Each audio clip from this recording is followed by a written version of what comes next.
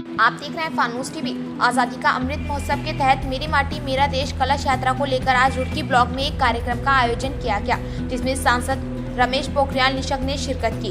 कार्यक्रम में रुड़की ब्लॉक के 45 ग्राम सभाओं से माटी कलश यात्रा पहुंची थी। वहीं इस दौरान देश की आजादी में बलिदान देने वाले शहीदों को भी याद किया। निशंक ने कहा कि 1857 की क्रांति से पहले 1822 में हरिद्वार के कुंजा बहादुरपुर गाँव आजादी का बिल्कुल बन चुका था, जिसमें 152 जवानों को रुड़की के बट वृक्ष पर फांसी दी गई थी। उन्होंने कहा कि शहीदों के नाम की मिट्टी दिल्ली जाएगी और वहां अमृत वाटिका बनेगी, जो कि एक अद्भुत होगा। इनमें हरिद्वार रुड़की ब्लॉक की मिट्टी शामिल होगी।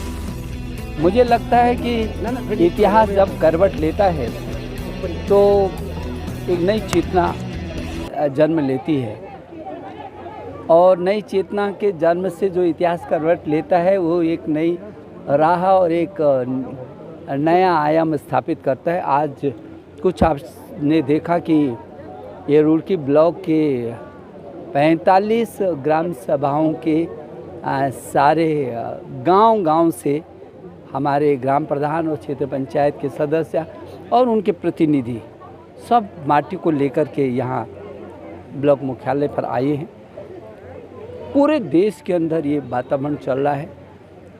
आज़ादी का अमृत महोत्सव जो मनाया जा रहा है, जो हमारे जिन्होंने अपनी कुर्बानियों को दिया है देश की खातिर, उनको याद करना। जो भूले बिसरे हमारे ऐसे शहीद हैं, उनको भी ढूंढ करके वो अपनी पीढ़ी तक उनके नाम को लेकर के जाना। और हम तो सौभाग्यशाली हैं कि हमारा जो ये हरिद्वार ज़िला है, ये तो जब 1857 की क्रांति से भी पहले 1822 में राजा विजय सिंह जी ने और उनके जो सेनापति थे कल्याण सिंह जी, उन्होंने पहली क्रांति की थी और वो दोनों शहीद हुए। और उस गांव के 152 लोग जिन्होंने सिर झुकाना पसंद नहीं किया, स्वीकार नहीं किया, उन्होंने कहा कि हम कुर्बानी दे देंगे लेकिन हमको देश की आज़ादी चाहिए, सिर नहीं झुकाया। ऐसे 152 लोगों को यहीं पर सुनहरा के एक पेड़ में लटका दिया गया था। ये जो गांव है हमारे राजा विजय सिंह का जो गांव है, जो सुनहरा का पेड़ है, ये देशभक्तों का तीर्थ है। हमारे जिला पंचायत के अध्यक्ष किरण जी का जो गांव है मानकपुर, वहाँ पिता और पुत्र ने अपनी कुर्बानियों को दिया, शहीद हुए फतेह सिंह जी, उमराव सिंह जी, और उस गांव के भी 17 लोगों ने अपनी कुर्बानियों को दिए एक साथ। और शहीद वत्स ने रेलवे स्टेशन पर तिरंगा फैला करके जब अंग्रेज़ों ने उनको गोलियों से वहीं भून दिया था, कैसे भूल सकते हैं हम। आज हम आज़ाद हैं, लेकिन हम जिनके कारण आज़ाद हैं आज उनको हम याद कर रहे हैं। इसलिए गांव-गांव की जो माटी है वो जाएगी। हिंदुस्तान की जो भारतवर्ष की जो राजधानी है दिल्ली, वहाँ पर अमृत वाटिका बनेगी और वो यहाँ गांव के और पूरे देश के सभी ग्राम सभाओं से जो माटी आएगी वो वहाँ सरसाएगी, तो अद्भुत बनेगा। ये जितने लोग आज यहाँ पर, ये भी इतिहास के अंग बन गए। और इसलिए आज मेरी माटी मेरा देश ये कार्यक्रम था। आज इसी के तहत एक सड़क का भी शिलान्यास किया गया, जो एक गांव से दूसरे गांव को जोड़ती है।